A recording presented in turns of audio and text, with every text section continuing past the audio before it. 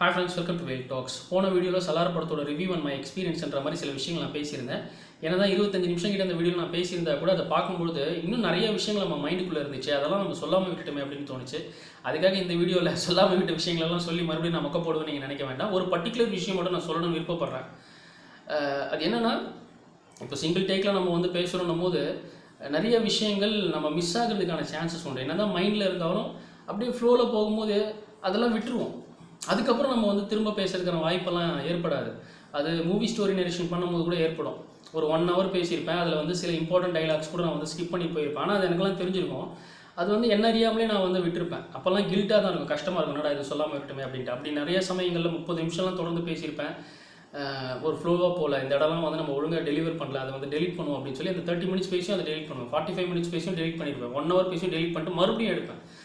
அப்படி எடுத்து வந்து போடும்போது ஒரு பாயிண்ட் ஆஃப் டைமில் அப்படியே சேச்சுரேட் ஆகி போதும், இவ்வளோ விஷயங்கள் பேசியிருக்கோம்ல, இதுவே போதும், அந்த வீடியோவை பார்க்குறவங்களுக்கு அந்த படத்தை இன்னும் நல்லா அண்டர்ஸ்டாண்ட் பண்ணுவோம், ஃபாலோ பண்ணுவோம், ஹெல்ப்ஃபுல்லாக தான் இருக்கும் போது மற்ற விஷயங்களை விஷுவலாக பார்த்து அவங்க என்ஜாய் பண்ணிக்கிட்டோம் அப்படின்னு நினைப்பேன். அடுத்த படத்தை பார்த்து அந்த ஸ்டோரி நரேஷன் பண்ணும்போது பழைய அந்த குற்ற உணர்ச்சி வந்து கொஞ்சம் கொஞ்சமாக குறைஞ்சி அப்படியே மறைஞ்சு அடுத்தது வந்து நம்ம பிஸியாகி அப்படியே போயிடுவோம். பெரிய ஒரு பாதிப்பை வந்து உண்டாக்காது. அஃப்கோர்ஸ் அந்த ஒரு கொஞ்ச நேரத்தில் வந்து அந்த உணர்வு இருக்கும், இவ்வளோ தெளிவாக படத்தை பார்த்தோம், இந்த தெளிவாக சொல்லாமல் விட்டுமே அப்படின்ட்டு வந்துருக்கும். பட் அது மறைஞ்சிரும். ஆனால் அந்த சலார் படத்தோட ரிவ்யூ எக்ஸ்பீரியன்ஸில் வந்து பார்த்தீங்கன்னா ஒரு 0.5% தான் அது பாசிட்டிவாக வந்து சொல்லியிருப்பேன். ஒரு 2 சீனை மட்டும் ஓகே இதெல்லாம் பயங்கரமாக இருந்துச்சுன்னு. மற்றபடி வந்து கொஞ்சம் கழுவி ஊதுற மாதிரி தான், கொஞ்சம் சுமாராக இருந்த மாதிரி தான் பிரசாந்த் நீல் அவர்கள் பற்றி நான் வந்து சொல்லியிருப்பேன். பட் கடைசியில் என்ன பேசியிருப்பேன்னா, பிரசாந்த் நீல் அவர்கள் வந்து ஒரு ப்ராமிசிங்கான ஃபிலிம் மேக்கர் தான், அது நோ டவுட்டு. அவங்க டெஃபினட்டாக இதில் இந்த படத்தோட அந்த ஒரு ஃபெயிலியர்லேருந்து கண்டிப்பாக பவுன்ஸ் பேக் ஆவாங்க, அதில் எனக்கு கான்ஃபிடன்ஸ் இருக்குன்னு நான் வந்து சொல்லியிருப்பேன். அதுக்கு ரீசனும் இந்த பர்டிகுலர் விஷயம் என் மனசுக்குள்ளே ஏற்படுத்தின தாக்கம் தான். அது சாதாரண தாக்கம்லாம் வந்து கிடையாது, ஒரு பெரிய பாசிட்டிவான ஒரு சேஞ்ச் எனக்குள்ளே ஏற்படுத்திச்சு. ஒரு படம், அதில் காமிக்கப்படக்கூடிய காட்சிகள் இல்லை அது வந்து பாடலாக இருக்கட்டும், அது ஒரு சாமானிய மனுஷனை எந்த மாதிரியான ஒரு பாதிப்புக்குள்ளே உள்ளாக்குது, அது எப்படி ஒரு சேஞ்சஸ் உண்டாக்குது அப்படின்றத இதில் வந்து நான் பதிவு பண்ணணும்னு நினைக்கிறேன். பிகாஸ் கிரிக்கெட் விளையாட்டு நான் பைக்கில் வரும்போதெல்லாம் இது மைண்டுக்குள்ளே போயிட்டே இருந்துச்சு. எவ்வளோ விஷயங்கள் நீ சொல்ல, அதெல்லாம் போட்டோம், சொல்லணும்னா கூட அவசியம் கிடையாது, நம்ம கிரெடிட் கொடுத்து என்ன வரப்போகுது, நம்ம வந்து பேசி என்ன வரப்போகுது. பட் இந்த பர்டிகுலர் விஷயம் இதை வந்து நீ சொல்லலைன்னா, ஏதாவது ஒரு சமயத்தில் அந்த சீனை வந்து நீ டிவியில் பார்க்கும்போதோ இல்லை மற்ற சமயங்களில் இதை யூடியூப்பில் கூட அந்த சாங் வந்து நீ கேட்கும்போதோ உனக்கு உறுத்தாதா, தப்பு இல்லை அப்படின்ற மாதிரி தான் தோணுச்சு. அந்த ஒரு பர்டிகுலர் விஷயம் அப்ரிஷியேட் பண்ண நான் வந்து விருப்பப்படுறேன். எனக்குள்ளே ஏற்படுத்தின சேஞ்சஸ் என்னென்னா, எல்லாரும் மாதிரி நமக்கும் பயங்கரமாக கோவம் வரும், எந்த விஷயமாக இருந்தாலும் எக்ஸ்ட்ரீம் தான். நல்லவனா இப்படி ஒரு நல்லவனை பார்க்க முடியாது, கெட்டவனா இப்படி ஒரு கெட்டவனை பார்க்க முடியாது. பட் மேக்ஸிமம் நல்ல குணம் அதிகமாக இருக்கிறதுனால அந்த கெட்டவன் கொஞ்சம் கொஞ்சமாக அழிஞ்சிட்டே வருவான். அவ்வளோ நமக்கு நல்லது செய்கிறவங்களுக்கு இன்னும் அதிகமாக நல்லது செய்யணும், கெட்டவங்க கிட்டே கெட்டவங்கள தான் இருக்கணும், அதுவும் ரொம்ப கோபமாக இருக்கணுன்ற மாதிரிலாம் இருப்பேன். ஏதோ இவர் வந்து மாரல் ஸ்டோரிஸ் எல்லாம் சொல்கிறாரு, இவர் புனிதர் அப்படிலாம் வந்து கிடையாது. எல்லா எமோஷன்ஸும் எனக்குள்ளேயும் வந்துருக்கு. அப்படி கெட்டவனாக இருக்கணும்னு நினைக்கிறது எப்படின்னா, அவங்க ஏதாவது செய்யணும், அவங்க ரியலைஸ் பண்ண வைக்கணும், அப்படின்னு நம்மளே பனிஷ் பண்ணணும். அதை ரியலைஸ் பண்ணுற அளவுக்கு, அதாவது ஆட்டை கடிச்சு மாட்டை கடிச்சு கடைசியில் மனுஷனை கடிச்சாங்கன்னு சொல்லுவாங்கள்ல, எல்லாரையும் வந்து நீ வந்து ஏமாற்றலாம், என்கிட்டையும் வேலையை காமிக்கிறேன்ற மாதிரிலாம் ஒரு சின்ன ஈகோ இருக்கும். அதுக்கு நம்ம வந்து திரும்ப எதனா செய்யணுன்ற மாதிரி ஒரு உணர்வு எனக்குள்ளே வந்து இருக்கும். ஆனால் அப்பப்போ கடவுள் வந்து யார் மூலியமாவது என்கிட்ட வந்து அட்வைஸ் பண்ணுற மாதிரி நான் அதை உணர்வேன். இல்லை அது தப்பு, அதை விட்டு, உனக்கு எவ்வளோ விஷயங்கள் பண்ண வேண்டியது இருக்குது, நீ அதை ஃபோக்கஸ் பண்ண அப்படின்னு அதை ஸ்கிப் பண்ணிவிட்டு அப்படியே வந்து கடவுள் தள்ளி வந்து போவார். என் கூட ஒர்க் பண்ண மேமெல்லாம் கூட பார்த்தீங்கன்னா, இன்னைக்கு கிறிஸ்மஸ் வேறு, அவங்க கிறிஸ்டியனு, அவங்க பைபிள் நல்லாவே ஃபாலோ பண்ணுவாங்க. அவங்களுக்கு தெரியும் எதனா பண்ணணும்னு நினச்சா வெறித்தனமாக நம்ம வந்து இறங்கி பண்ணிடுவோம், இவன் தான் பண்ணான்னு தெரியாத அளவு கூட பண்ணிடுவோம். ஆனால் அது பயங்கரமாக இருக்கும், ரொம்ப டிஸ்ட்ரக்டிவாக இருக்கும். அப்படின்னும் போது அவங்க வந்து சொல்லுவாங்க, வேல் சார், அதாவது ஜீசஸ் கூட பார்த்தீங்களா, அவர் எவ்வளோ தீங்கு செஞ்சாங்க, பட் அவங்களெல்லாம் மன்னிச்சார், கடவுளுடைய ஒரு ஒரு மெசஞ்சராக தான் அவங்க வந்து வந்தாங்க, தேவதூதன் மாதிரி தான், கடவுளுடைய குமாரன். எனக்கு தீங்கு செஞ்சவங்களை நான் மன்னிச்சது போல் நீங்களும் மன்னிங்கன்ற மாதிரி தான் ஜீசஸும் வந்து சொல்லியிருக்காங்க இல்லையா. அது மட்டும் இல்லாமல் நமக்கு எதனா வந்து ஒருத்தர் தப்பு கெடுதல் பண்ணியிருக்காங்கன்னா அவங்களுக்கான தண்டனையை கடவுள் கொடுப்பாரு. அவர் கொடுக்குற தண்டனை அது பயங்கரமாக இருக்கும், அவங்கெல்லாம் எந்திரிச்சு நடமாட கூட முடியாது, அப்படி பயங்கர தண்டனையாக இருக்கும். அந்த தண்டனையை நம்மளே கொடுத்துட்டா அவர் ஒரு பிளான் வச்சுருப்பாரு, அதை விட ஒரு சாதாரணமான பிளானாக தான் இருந்திருக்கும். நீயே பார்த்துக்கிட்டல, சரி ஓகே நான் வந்து நீயே பார்த்துக்கோ அப்படின்ற மாதிரி கடவுள் விட்டுற மாதிரி இருக்கும். அதனால் மொத்த பொறுப்பையும் அவர்கிட்டயே வந்து கொடுத்துருங்க, நீங்கள் வேறு எதனா பாருங்கன்ற மாதிரிலாம் அப்பப்போ அவங்க வந்து சொல்லியிருக்காங்க என்கிட்ட. பாசிட்டிவாக சில சப்போர்ட்டெல்லாம் வந்து பண்ணுவாங்க, அது மைண்ட்குள்ளே இருக்கும். அப்போது அது வந்து ஓகே கொஞ்சம் கொஞ்சமாக குறைஞ்சிரும். இப்போ ஒரு ரீசெண்டாக பார்த்தீங்கன்னா ஒரு சம்பவம் வந்து என் மைண்ட்குள்ளே போயிட்டே இருக்கும். தான் ஆட்டை கடிச்சு மாட்டை கடிச்சு கடைசி என்னையே கிடைக்க எல்லாரையும் வந்து கிள்ளி கிள்ளி தூக்கி போடுற மாதிரி என்னை ஈஸியாக வந்து நினச்சிட்டே அப்படின்ற மாதிரி வந்து ஒரு சம்பவம் வந்து மைண்ட்குள்ளே இருந்துச்சு. என் ஒய்ஃப் கிட்ட வந்து சொல்லுவேன், அது எப்படி அது அப்படின்னும் போது எங்கள் விடுங்க அவங்களும் கடவுள் பார்த்து போயிடணும்னு சொன்னால் என்னால் வந்து இப்போது கொலிக்கிட்ட வந்து நம்ம எதிர்த்து பேச மாட்டோம். ஒய்ஃப் கிட்டேயோ இல்லை அம்மா கிட்டேயோ இல்லை தம்பி தங்கச்சி இல்லை ஃப்ரெண்டு யாருன்னா எதுனா சொன்னால் அட்வைஸ் பண்ண வேணும், அது எப்படி நீ சொல்லணும் அப்படின்ற மாதிரி இருக்கும்ல. அப்போ கடவுள் பார்த்துப்பாரு, என்ன கடவுள் பார்த்துப்பாரு, அவங்களுக்கு இது பண்ணாங்க அப்போ கடவுள் பார்த்தாரா, இவங்களுக்கு இது பண்ணாங்க கடவுள் பார்த்தாரா, கடவுள் வந்து என்னத்தை பண்ண போகிறாரு, யாருன்னா ஒருத்தர் மூலியமாக தானே அதை பண்ண முடியும், அந்த ஒருத்தர் நானாக இருக்கிறேன், அவர் கொடுக்கணும்னு நினைக்கிற தண்டனை நான் கொடுக்குறேன் அப்படின்னு சொல்ல ஏதோ பண்ணிட்டு இருப்பாங்க. ஆனால் அதை வந்து எனக்கு பிடிக்கல அப்படின்ற மாதிரி அவங்க வந்து ஸ்கிப் பண்ணுவாங்க.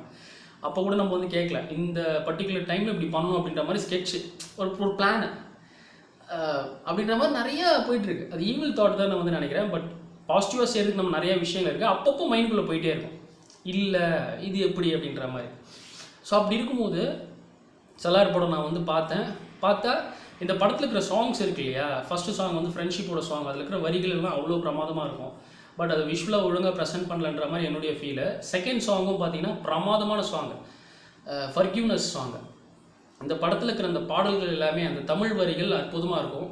அது தமிழ் மியூசிக் டைரக்டர்ஸ் இப்போ இருக்கிறவங்கெல்லாம் பார்த்தீங்கன்னா அதில் ஆங்கில வார்த்தைகள் தான் அதிகமாக கலக்கிற மாதிரி இருக்குது. அண்ட் யூஸ் பண்ணுற மியூசிக்கல் இன்ஸ்ட்ருமெண்ட்ஸ் எல்லாம் பார்த்தீங்கன்னா வெஸ்டர்னைஸாக இருக்குது. ரொம்ப ஒரு எலக்ட்ரானிக்ஸ் போட்டு அடித்து வேறு மாதிரி நமக்கு வந்து ப்ரெசென்ட் பண்ணுறாங்க. கேட்கவே அழகாக இருக்கும்.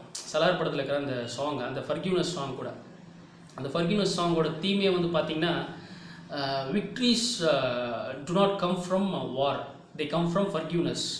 அதாவது வெற்றிகள் வந்து யுத்தங்களில் வருவது கிடையாது, மன்னிக்கிறதுல வர்றது.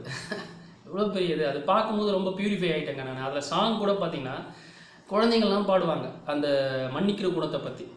அந்த பாடல் வரிகளும் வந்து பிரமாதமாக இருக்கும். என் குழந்தை எனக்கு வந்து டே உர்றா அப்படின்னு சொல்கிற மாதிரி இருக்கும். அப்படி ஒரு சிலிர்ப்பை ஏற்படுத்தின ஒரு சாங்கு. பாட்டு நான் ஸ்க்ரீனில் பார்த்துட்ருக்கேன், சுற்றி இருக்கிறவங்கலாம் அது வரிகள் வந்து இன்னொன்று பிரசாந்த் நீலோட படங்களுக்கு இருந்த இந்த இப்போ ரீசெண்டாக வர படங்கள் இருக்கிற அந்த வரிகளெல்லாம் பார்த்தீங்கன்னா மேக்ஸிமம் வந்து டப் பண்ணுற மாதிரி தானே இருக்குது, புதுசாக இருக்கிற மாதிரியும் இருக்கும் அந்த வார்த்தைகள். அதுவும் மாற்றி மாற்றி சம்மந்தம் இல்லாமல் அது கேட்க வந்து நல்லா தான் இருக்கும். ஆர்டர் மாற்றி ஒரு மாதிரி இருக்கும் அந்த வார்த்தைகளே. நான் இப்போ இந்த பர்டிகுலர் பாட்டோட வார்த்தைகள் கூட நான் வந்து சொல்கிறேன், வரிகள் கூட நான் வந்து வாசிக்கிறேன். அப்படி கேட்கும்போது கூட உங்களுக்கு வந்து மனப்பாடம் பண்ண கஷ்டமாக இருக்கும் பாருங்கள். ஒரு 10 வாட்டி நீங்கள் கேட்டிங்கன்னா கூட பாடுங்க அப்படின்னும் போது உங்களால் முழு பாட்டையும் ஒழுங்காக வந்து பாட முடியாது, கொஞ்சம் ஸ்டக்காக வைங்க. அந்த மாதிரியான ஒரு பாடல்களில் தான் இருக்கும். மேபி அது வந்து கேட்குறவங்களுக்கு ஒரு மாதிரி இருந்திருக்கு போல். பட் ஃபஸ்ட்டு அந்த ஃபர்கிவ்னஸ்ன்ற ஒரு விஷயம் பார்க்கும்போது, அதுவும் குழந்தைங்க வந்து அது பாடும்பொழுது ஆரம்பமே எப்படி இருக்குன்னா, பிரபாஸோட அம்மா ஒரு டீச்சராக இருப்பாங்க, அவங்க ஸ்டூடெண்ட்ஸு ஸ்கூலில் படிக்கிற பசங்க, சின்ன சின்ன பசங்க, அவங்கக்கிட்ட வந்து சொல்லுவாங்க, விஜய்ன்ற வார்த்தையே ஒரு அருமையான பேர் இல்லையா, விஜய் எஸ் டீச்சர் அப்படின்னு அந்த பையன் கை கட்டி நிற்பான். எஸ் டீச்சர் சொல்லி கொடுத்த பாட்டு உனக்கு ஞாபகம் இருக்குல்ல, ஞாபகம் இருக்குது டீச்சர் பாடு அப்படின்வாங்க. அப்புறம் அந்த குழந்தை வந்து பாடும், அந்த பையன் பாடுவான், அடுத்து அந்த பொண்ணு பாடும், அடுத்து வந்து குரூப்பாக எல்லாரும் குழந்தைங்க எந்திரிச்சு நின்று பாடுவாங்க. அதுக்கப்புறம் ஒரு பர்டிகுலர் வார்த்தையை ஒரு பொண்ணு தான் பாடி முடிக்கும், அதுக்கப்புறம் குரூப்பாக எல்லாரும் பாடுவாங்க. அந்த சமயம் அதுதாங்க ஒரு எமோஷன். குழந்தைங்கள்லாம் நமக்கு வகுப்பு ஒரு பாடம் நடத்துகிற மாதிரி இருக்கும். எனக்கு கூட காலேஜில் நான் வந்து ஒரு ஸ்டூடெண்ட் எப்போ அது கோபின்னு ஒரு பையன், ரொம்ப காலத்துக்கு முன்னாடியெல்லாம் செல்ஃப் அனாலிசிஸ்ன்னு ஒன்று இருக்குது. நம்ம ஒரு விஷயம் அது பண்ணுவோம், பட் அதுக்கு ஒரு பேர் டேர்மெல்லாம் நம்ம வச்செல்லாம் வந்து கேள்விப்பட்டிருக்க மாட்டோம் இல்லையா. செல்ஃப் அனாலிசிஸ் நான் ஸ்கூல் டைம்லேயே பண்ணுவேன். ஒரு வாத்தியாராக இருக்கும்போது கூட ஒரு ஸ்டூடெண்ட் வந்து எனக்கு வந்து அட்வைஸ் பண்ணியிருக்கேன், சார் செல்ஃப் அனாலிசிஸ் பண்ணுங்கள், ஏதோ ஒரு மாதிரி டிஸ்டர்ப் பண்ண உட்காந்து யோசிங்க சார், செல்ஃப் அனாலிசிஸ் பண்ணுங்கள் அப்படின்னா. சிம்பிளான விஷயம், அது நம்ம மனசில் அப்படியே ஒரு ஒட்டிக்கும்ல. அதே மாதிரி தான் அந்த மேமை எனக்கு வந்து இந்த மன்னிச்சிருங்க, கடவுள் வந்து கிட்ட விட்டுருங்க, அவர் பார்த்துப்பார் அப்படின்னு அவங்க சொல்கிறதும் அதெல்லாம் நம்மளால் மறக்க முடியாது. நம்ம ஒய்ஃப் கூட வந்து நீங்கள் மன்னிச்சிருங்க கடவுள், அதெல்லாம் வந்து ஃபன்னாக தான் நம்ம வந்து எடுத்துட்டோம். அதுக்கப்புறம் வந்து அவங்க ஏற்றி விடுவாங்க, ஏங்க நீங்கள் எவ்வளோ பெரிய ஆள் அப்படின்னு சொல்லும் போது நம்ம அவ்வளோ பெரிய ஆளுன்னு நமக்கு வந்து தெரியும். ஆனால் அவங்க வந்து பார்த்திங்கன்னா இப்படி தான் ஏற்றி விடுவாங்கல்ல. இப்படி ஒரு பிரேக்கப் ஆகிடுச்சுன்னா கூட நம்ம ஃப்ரெண்டுக்கிட்ட என்ன சொல்லுவோம், மச்சான் விடுறா அவள் அன்லைக்கிடா, நீ எவ்வளோ அழகாக இருக்க, நீ ஸ்மார்ட், அவன் மொக்கையாக தான் இருப்பான், அவன் எதுவும் லாய்க்கில்லாதவன் தான் இருப்பான், அதனால தான் அது விட்டு கூட போயிருக்கோம். எவ்வளோ பெரிய ஆள், அவன் அன்லைக்கிடா, இதை விட சூப்பரான பொண்ணு ஒன்று கிடைக்கும், என்ஜாய் வா, நம்ம 2 பேர் ஜாலியாக இருக்கலாம் அப்படின்ற மாதிரி அவனுக்கு தான் கம்பெனி கொடுத்துட்டு இருப்பானுங்க. இந்த மாதிரிலாம் இருக்குல்ல, அவங்க சொல்லும் போதெல்லாம் நம்ம வந்து கேட்கல. இப்போ இந்த குழந்தைங்க சொல்லும் போது அது என் மனசுக்குள்ளே பதிஞ்சிச்சு. நான் மறுபடியும் பியூரிஃபை ஆகிட்டேன். புதுசாக எதுனா ஒரு பிரச்சனை வந்தால் மட்டும் என்ன மறுபடியும் டிஸ்டர்ப் ஆகலாம். என்றைக்குமே. ஆனால் இந்த ஒரு சாங்கை, இந்த ஒரு பர்டிகுலர் விஷயம் வந்து என்னால் மறக்கவும் முடியாது. அதனுடைய பாடல் வரிகளை கூட நான் வந்து எழுதி வச்சுருக்கேன். இது கேட்க உங்களுக்கு கஷ்டமாக தான் இருக்கும். பெட்டர் நீங்கள் வந்து விஷுவலாகவே வந்து இது பல கதையில் அப்படின்னு சாங். அது பல கதையில் ராட்சசனே இங்கே வந்தானே கேட்க ஒரு மாதிரி தானே இருக்குது. இந்த பாட்டை நான் வந்து எழுதுனேங்க. எழுதும் போது என் ஒய்ஃப் கூட கேட்டாங்க, என்ன எழுதிட்டு இருக்கீங்க அப்படின்னா பாட்டு அப்படின்னா.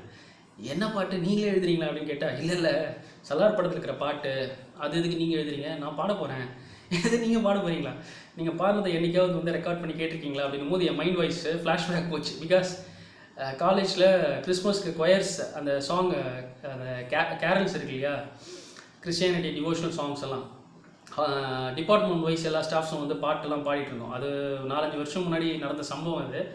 அப்போ பாட்டு பாடும்போது கிட்டத்தட்ட 6-7 வருஷம் இருக்கும்னு நினைக்கிறேன். சாரி, பாடும்போது பார்த்தீங்கன்னா நான் எம்சி பண்ணிகிட்டு இருந்தேன். எங்கள் டிபார்ட்மெண்ட் இசி டிபார்ட்மெண்ட் ஸ்டாஃபெல்லாம் வந்து பாட்டு பாடினாங்க, நல்லாவே பாடுவாங்க. எல்லா லேடிஸ் ஸ்டாஃப்ஸு ஜென்ஸ் எல்லாம் வந்து ஏசு பிறந்தார் அப்படின்லாம் வந்து பாட்டு இருந்தாங்க. நம்ம கையில் நம்மள தான் எம்சியே பண்ணிட்டுருக்கோம், நம்ம கையில் ஒரு மைக் இருக்குல்ல. நானும் நடுவில் வந்து பாடினேன்.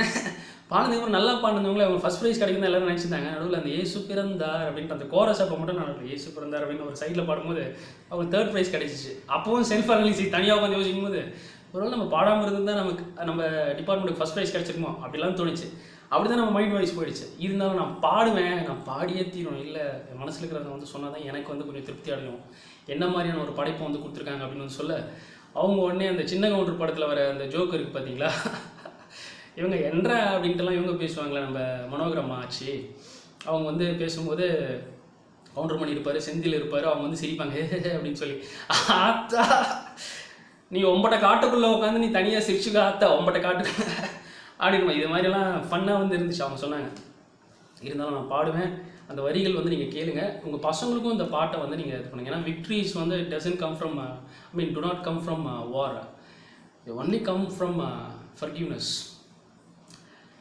பல கதையில் ராட்சசனே இங்கே வந்தான். இது வந்து பையன் பாடுவான். அதை டீச்சர் வந்து விஜய், எஸ் டீச்சர் சொல்லிக் கொடுத்த பாட்டு ஒன்று ஞாபகம் இருக்குல்ல, ஞாபகம் இருக்குது டீச்சர் பாடு அப்படின்னும் போது பையன் எந்திரிச்சு கை கட்டி பாடுவான். அதுக்கப்புறம் ஒரு பொண்ணு பாடும், அதுக்கப்புறம் குரூப்பாக பாடுவாங்க, அதுக்கப்புறம் பொண்ணு பாடும், அதுக்கப்புறம் குரூப்பாக எல்லாம் பாடுவாங்க.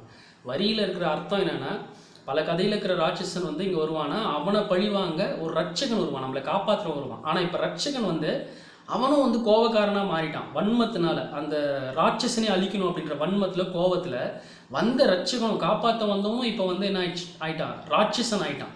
நீ சாதிக்கணுன்ற மனசு இருக்கணும்னா உனக்கு நீ வந்து கோபத்தை விட்டுறணும், வன்மத்தை விட்டுறணும், மன்னிக்கணுன்ற குணம் உனக்கு வந்து இருக்கணும். அதில் ஒரு அல்டிமேட்டான ஒரு லைன் இருக்கும், யுத்தம் தோன்றினால் சின்ன புன்னகை நீ காட்டி நிப்பாட்டடா அப்படின்னு ஒரு சின்ன பொண்ணு பாடுவா. யுத்தமே தோன்ற மாதிரி சண்டை வர மாதிரி ஒரு சூழ்நிலை இருந்தால் கூட நீ சின்ன புன்னகை காமிச்சு நிப்பாட்டுறாத அப்படின்னு வந்து சொல்கிறாங்க.